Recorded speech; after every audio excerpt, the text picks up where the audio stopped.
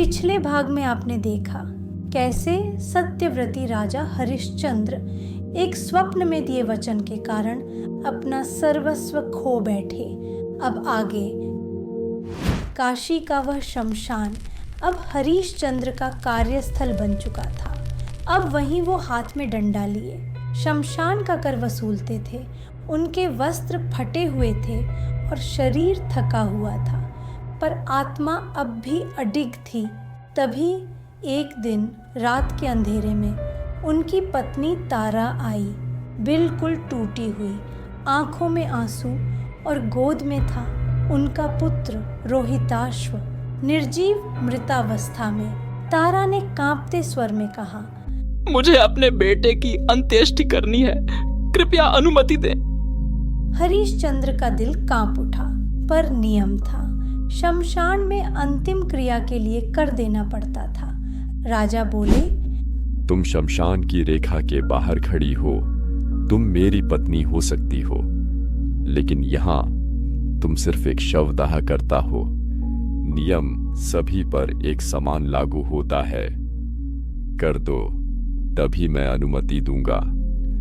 तारा के पास कुछ नहीं था, साड़ी के पल्लू में बंधी हुई एक हीरा जड़ी हुई नथ के सिवा। उसने कांपते हाथों से नथ को उतारकर पति को दिया। राजा हरिश्चंद्र ने आंखें बंद कर लीं।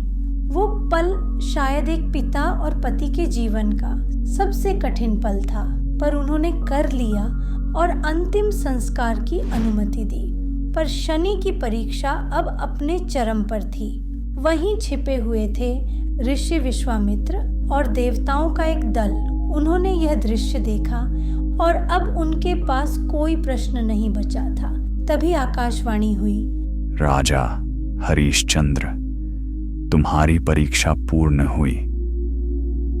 तुमने सिद्ध कर दिया कि जब सब कुछ छिन जाता है तब भी सत्य पर अडिग रहा जा सकता है।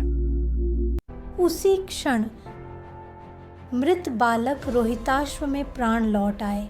तारा और हरिश्चंद्र की आंखों से खुशी के आंसू छलक गए। ऐसा हो जाएगा उन्होंने स्वप्न में भी नहीं सोचा था, और हरिश्चंद्र फिर से सम्राट बना दिए गए। पर वो राजमहल नहीं लौटे।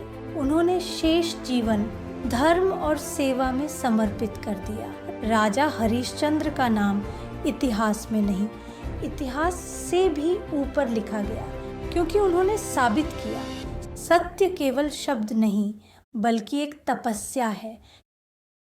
शनि देख रहे थे कितना सहन कर सकता है एक इंसान सच को थामे रहकर, और जब वो अंतिम परीक्षा भी पार कर गया, शनि की दृष्टि बदल गई। शनि परीक्षा नहीं लेते, वो तो जीवन के सबसे बड़े सबक सिखाते हैं, हमें हमारे ही कर्मों का आईना दिखाते हैं।